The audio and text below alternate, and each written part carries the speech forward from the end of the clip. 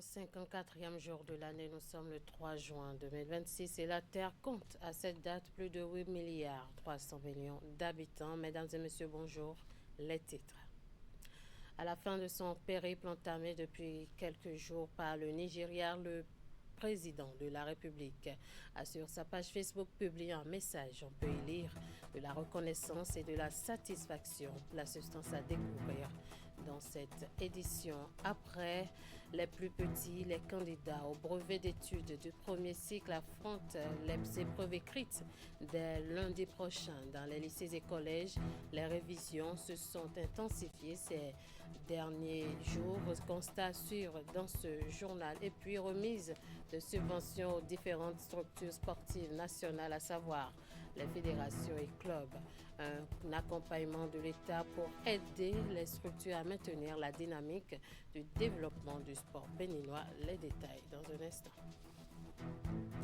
À nouveau, bonjour. Au terme de sa visite au Nigeria, au Niger et au Burkina Faso, le président Romuald Wadani a publié sur sa page un message de remerciement qui se libère ainsi de Lagos à Niamey puis à Ouagadougou. J'ai été profondément touché par l'accueil chaleureux, fraternel et empreint de respect que m'ont réservé les autorités ainsi que les peuples nigériens et burkinabés. J'adresse mes sincères remerciements à leurs excellences Bola Ahmed Tinubu, Abdourahmane Tiani et Ibrahim Traoré ainsi qu'à l'ensemble de leurs compatriotes pour cette marque d'amitié qui témoigne de la profondeur des liens historiques et fraternels qui unissent nos nations. Je demeure convaincu que c'est en conjuguant nos efforts dans un esprit de confiance, de solidarité et de coopération que nous relèverons les défis du développement de nos pays et construirons ensemble une Afrique plus forte, plus prospère, plus intègre et pleinement maîtresse de son destin. Fin de citation. Il faut dire qu'à la fin de sa visite d'amitié et de travail au Burkina Faso ce mardi 2 juin 2026, les deux parties ont exprimé leur engagement à travailler au renforcement de la coopération bilatérale basée sur la confiance entre les deux États pour faire face aux défis sécuritaires que connaissent les deux pays, dont le Bénin et le Burkina Faso. On écoute le communiqué conjoint de presse lu par le ministre des Affaires étrangères du Burkina Faso, Jean-Marie Traoré. S'inscrivant en droite ligne de la volonté commune des deux chefs d'État de consolider les relations historiques d'amitié, de fraternité et de coopération qui unissent le Burkina Faso et la République du Bénin, cette visite a permis aux deux illustres personnalités de procéder à un examen approfondi des relations bilatérales ainsi que des principales questions d'intérêt sous-régional, africain et international. Sur le plan bilatéral, les deux présidents ont réaffirmé leur attachement au renforcement du dialogue politique et à l'approfondissement de la coopération entre leurs pays. Ils ont souligné la nécessité de bâtir un partenariat renouvelé fondé sur la confiance, le respect mutuel, la solidarité et la recherche de solutions concertées aux défis communs.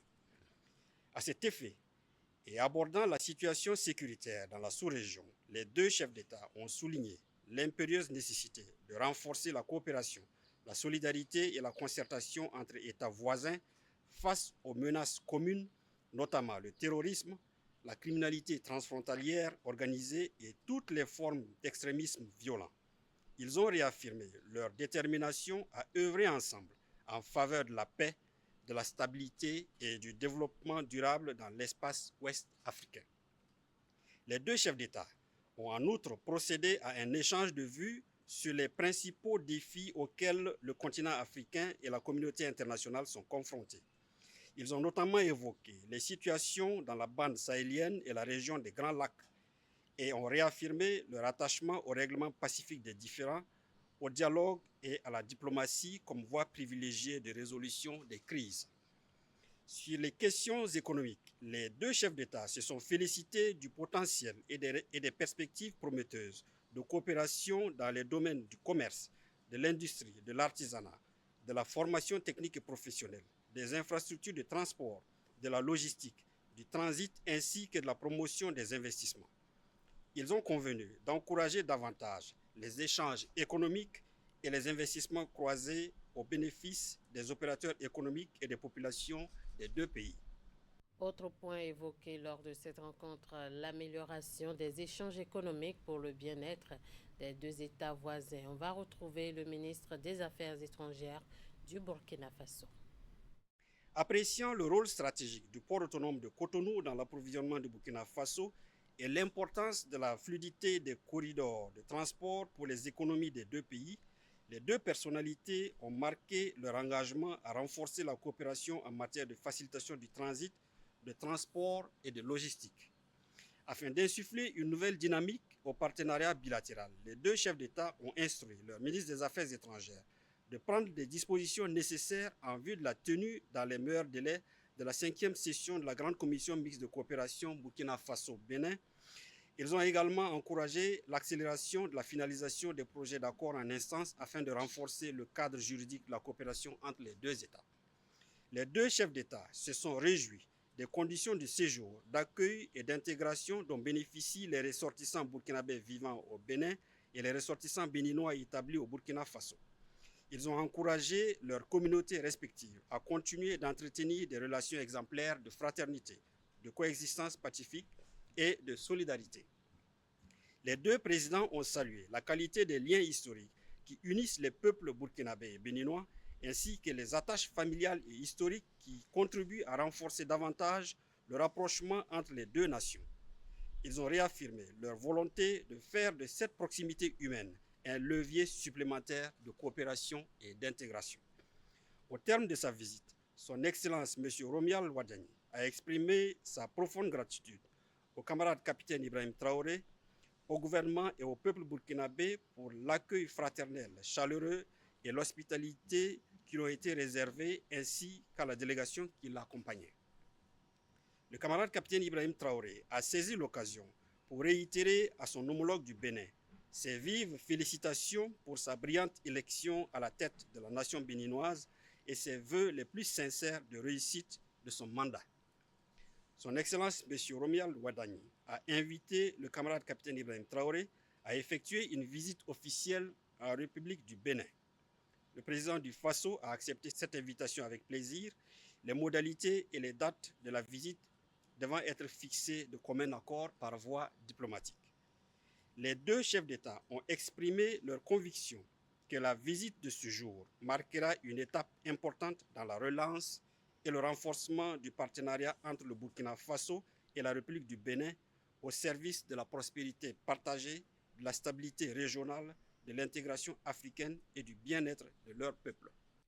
Et pour ce qui est de la visite officielle à Niamey, l'objectif était d'échanger sur la consolidation des liens d'amitié, de fraternité et de coopération agissante qui unit les deux pays. À l'issue de la rencontre, un communiqué conjoint a été rendu public faisant le point des sujets abordés par les deux hommes d'État. Suivez plutôt. Président de la République du Bénin, Romuald Wadagni a effectué une visite officielle à Niamey ce 2 juin 2026. Une visite au Niger qui procède à la tradition d'échange et de consultation entre États voisins et qui témoigne de la volonté commune de consolider davantage les liens d'amitié, de fraternité et de coopération agissante qui unissent le Bénin et le Niger. Les deux présidents ont eu un entretien en tête-à-tête suivi d'une séance de travail élargi aux membres des deux délégations sur plusieurs sujets d'intérêt commun. Les échanges se sont déroulés dans un climat de grande cordialité et ont permis de faire un examen approfondi des défis auxquels les deux pays sont confrontés ainsi que les sujets majeurs qui font l'actualité au plan sous-régional et international. Au cours de leurs échanges, les deux présidents se sont félicités des relations anciennes de fraternité, d'amitié et de coopération qui lient le Niger et le Bénin et ont réaffirmé leur commune volonté de dynamiser la coopération bilatérale et de la hisser à la hauteur de leurs ambitions et des attentes légitimes de leurs peuples respectifs qui aspirent à la paix, à la sécurité et au développement. Sur le plan sécuritaire, les deux présidents ont évoqué la menace terroriste au Sahel et en Afrique de l'Ouest. Ils ont réaffirmé leur engagement à unir leurs forces pour combattre le fléau du terrorisme terrorisme et du banditisme qui sévit depuis plusieurs années dans la sous-région et qui compromet la mise en œuvre effective de tous les programmes de développement initiés par les gouvernements de leur pays. Les deux présidents se sont déclarés convaincus de la nécessité de renforcer la coopération au plan politique, économique, scientifique et culturel entre les deux pays et se sont convenus d'accroître les échanges à tous les niveaux, notamment à travers la tenue régulière de la commission mixte de coopération nigéro-béninoise. Ils ont exprimé leur engagement à œuvrer à la levée de tous les obstacles au renforcement de la coopération entre les deux pays, notamment la réouverture de la frontière Bénin-Niger. Son Excellence, le général d'armée Abdourahmane Tiani, président de la République du Niger, chef d'État, a adressé ses sincères remerciements à son frère et homologue du Bénin pour sa visite au Niger. Son Excellence Romuald Wadayi, président de la République du Bénin, chef de l'État, a exprimé aussi ses sincères remerciements à son frère et homologue du Niger pour l'accueil chaleureux et fraternel qui lui a été réservé ainsi qu'à sa délégation. Romuald Wadayi, président de la République du Bénin, a invité le général d'armée Abdourahmane Tiani, président de la République du Niger, chef de l'État, à se rendre en visite officielle au Bénin. Cette invitation a été acceptée avec gratitude et la date sera fixée par voie diplomatique.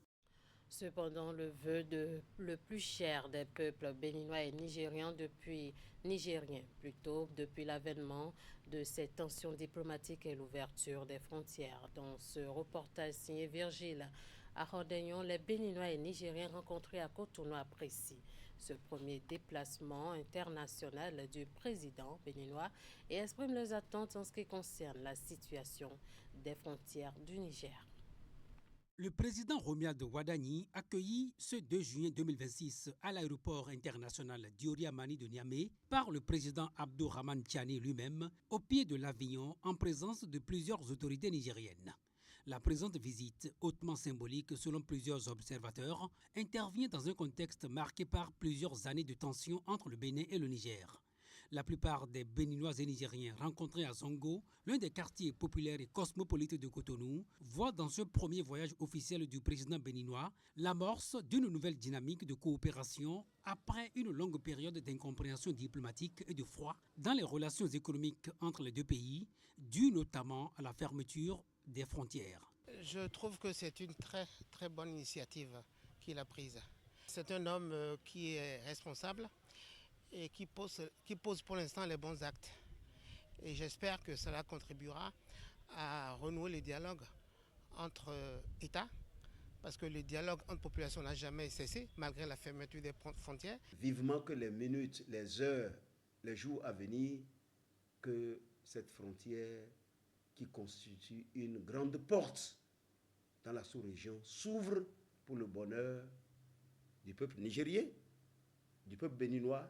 Les signes avant-coureurs de cette nouvelle approche de gouvernance que le président Wadayi adopte en ce qui concerne les pays voisins ont été notés le 24 mai dernier à l'occasion de son investiture. À l'investiture, tous ces pays qu'il est en train de visiter, ils sont venus, ils ont accepté le changement que le peuple béninois a souhaité. Déjà c'est un pas et vous allez voir que les gens crient, on est en joie. Vraiment, on a l'espoir que peut-être avec le nouveau président, ça puisse aller. Parce que sans Bénin, Niger, ça ne va pas. Sans Niger aussi, Bénin aussi, ça ne va pas. Surtout, problème de frontières là. Il y a beaucoup de pays qui passent par là. Donc, que Dieu fait qu'ils vont s'entendre. J'espère que bientôt, on va pouvoir ouvrir la frontière et surtout faciliter le transport des biens, des marchandises et des personnes. L'espoir de la réhabilitation des relations économiques entre le Bénin et le Niger, voilà le sentiment qu'on partage le mieux par ici. Et l'ouverture très attendue des frontières entre les deux pays pourrait être, selon Béninois et Nigériens, la première action économique d'impact du mandat du président Romuald Wadayi. Et pendant ce temps, à quelques semaines du brevet d'études du premier cycle, la pression monte dans les collèges. Entre séances intensives de révision et travail personnel renforcé, candidats et enseignants s'activent pour aborder les épreuves dans les meilleures conditions. Au collège d'enseignement général Bégamin de Cotonou, l'heure est désormais au dernier réglage. Et au dernier réglage plutôt, une équipe de la rédaction est allée constater les préparatifs. Voici le reportage. Dans cette salle de classe de 3e du Collège d'enseignement général de Gbégamé à Cotonou, la concentration est à son pic. À quelques semaines du brevet d'études du premier cycle, cahier ouvert et regard rivé au tableau, élèves et enseignants intensifient les séances de révision. Dans le BPC, c'est pour le 8, d'où l'intérêt, l'objectif de ce que nous sommes en train de faire ce soir-là, c'est de les renforcer suffisamment. Parce qu'à un moment donné, il faut le faire pour maximiser le rendement. Pour les candidats ayant enregistré des contre-performances lors des examens blancs, ce bachotage apparaît comme l'ultime chance de combler les lacunes avant l'échéance. Je n'ai pas eu une très bonne note et je vois que cette note n'est pas une bonne note et c'est pour cela que je me prépare pour l'examen en faisant les coups de bachotage. En ce qui concerne les élèves les plus réguliers, pas question de relâcher les efforts. Les habitudes d'études personnelles sont maintenues avec pour objectif d'arriver prêt le jour de l'examen. Personnellement, moi j'ai fait un emploi du temps que j'essaie de respecter. Il y aura le temps où je vais prendre mon cahier d'histoire géo pour apprendre, le temps où je vais prendre une épreuve de maths traitée, une épreuve de PCT ou une épreuve d'SVT. Le temps où je serai en train de me reposer un peu. Je retraite les épreuves qu'on fait en salle, je suis bien le cours. Quand le prof explique, je prends soin de bien l'observer et je prends les mots-clés qu'il dit. Et je fais beaucoup d'exercices aussi à la maison.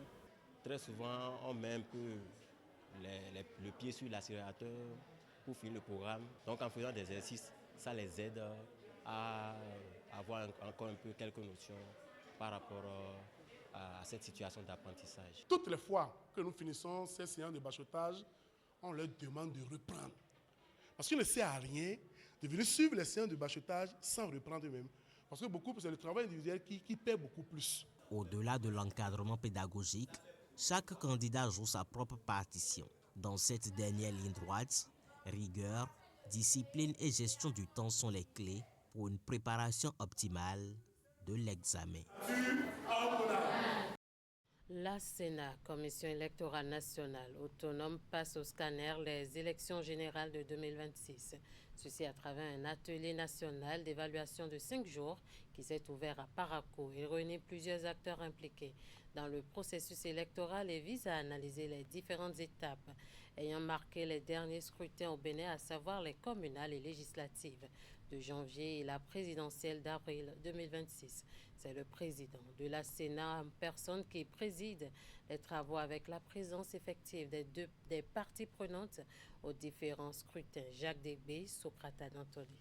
Responsables de partis politiques, représentants d'institutions de la République et d'organisations de la société civile, partenaires techniques et financiers, cadres et agents électoraux de la Sénat, les différents acteurs impliqués dans l'organisation des élections générales de 2026 prennent part à cet atelier national d'évaluation. D'entrée, le président de la Sénat a levé un coin de voile sur la feuille de route de cette rencontre. Opérer une relecture critique du cadre juridique de ces scrutins.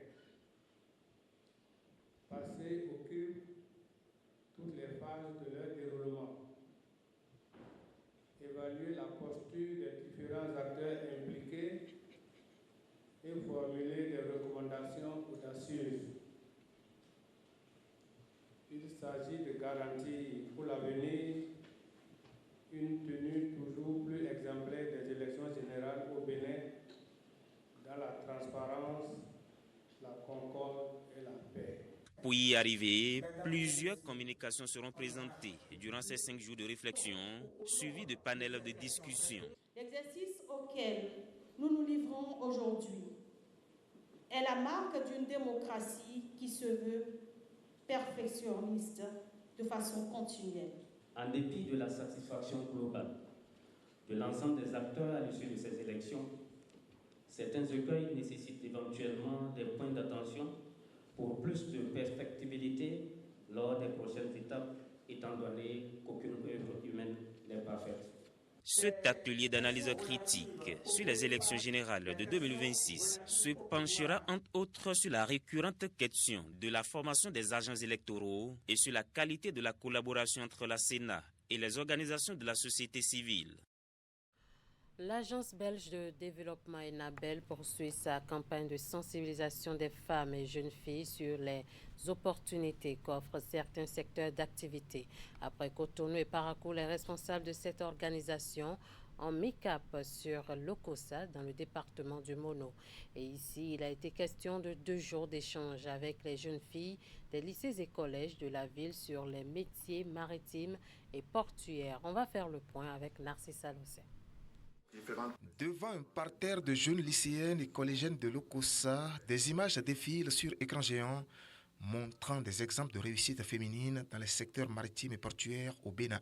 C'est la formule choisie par l'Agence belge de développement ENABEL pour sensibiliser ces futurs cadres du pays sur les opportunités d'emploi qu'offre le secteur. Objectif: améliorer le taux de représentativité des femmes dans ce secteur d'ici l'horizon 2030. Nous avons environ 3% de femmes dans le secteur.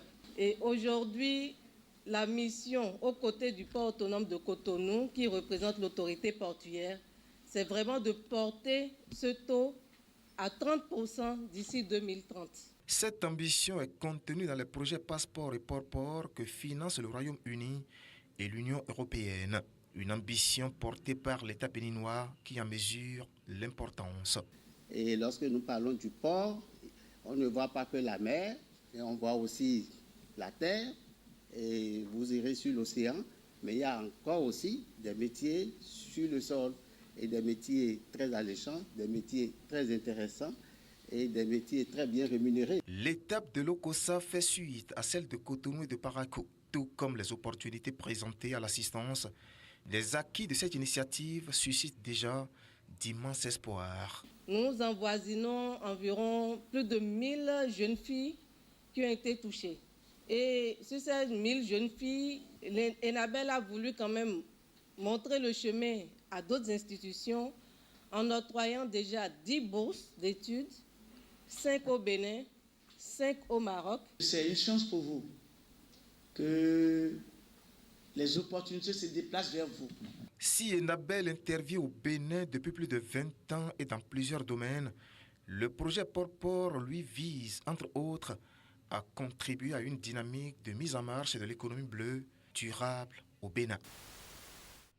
Confier le Bénin et son nouveau président, Romuald Wadagne, à Dieu. C'est l'objectif du culte d'action de grâce organisé à la paroisse mère de Porto Novo par l'Église du christianisme céleste. Les fidèles y ont élevé des prières pour la réussite du mandat du nouveau président de la République, Romuald Wadagne. Reportage. Ce culte d'action de grâce de l'Église du christianisme céleste, présidé par son chef mondial, le révérend pasteur Benet Adeogun, est dédié au président Romuald Wadagne. Pendant plus de 3 heures, prières, chants et exhortations se sont succédés pour confier à Dieu le nouveau locataire de la marina.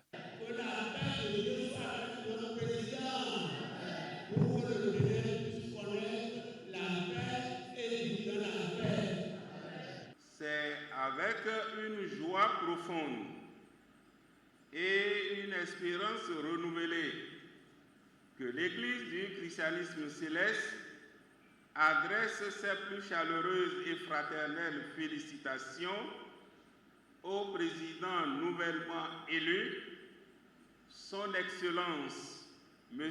Romuald Wadagne. L'Église tout entière lui formule ses vœux les plus ardents de succès. Nous tenons à lui réaffirmer solennellement la proximité spirituelle et priante de toute notre communauté de foi. Les fidèles célestes ont également salué l'œuvre de Patrice Talon à la tête du Bénin ainsi que son appui au processus de réunification de leur Église. Que Dieu Tout-Puissant lui accorde santé, paix, longévité et abondante bénédiction pour la suite de sa vie et pour tous les engagements qu'il continuera d'assumer au service du bien commun. Par ce culte, l'Église du christianisme céleste renouvelle ses prières pour la paix, l'unité et le développement du Bénin. Je le disais à l'entame de cette édition, le ministre des Sports a procédé ce mardi 2 juin 2026 à la remise de subventions de l'État aux différentes structures sportives nationales. Il s'agit de l'accompagnement du gouvernement aux fédérations et clubs sportifs qui s'inscrivent dans la dynamique du développement du sport béninois. La cérémonie s'est déroulée au cinéma Majestic Walgede de Cotonou. Retour ici sur cette cérémonie de remise dans ce reportage signé Candide Rouinto et Elvis Tonokwa.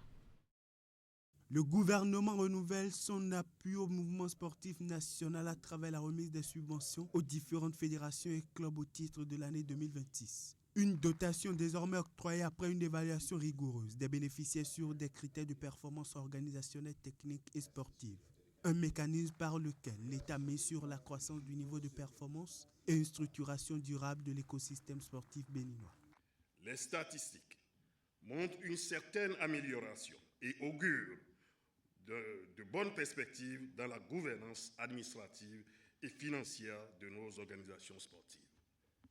Car, en effet, comparativement à 2025, plusieurs fédérations et clubs sportifs ont réalisé de bons résultats. Le montant total des subventions aux fédérations et clubs sportifs au titre de l'année 2026 s'élève à 3 477 621 694 francs CFA. Au même moment, le gouvernement suspend la subvention autrefois dédiée à la D3 de football en vue de concentrer ses actions sur un championnat U17 dont la structuration est attendue de la Fédération béninoise de football.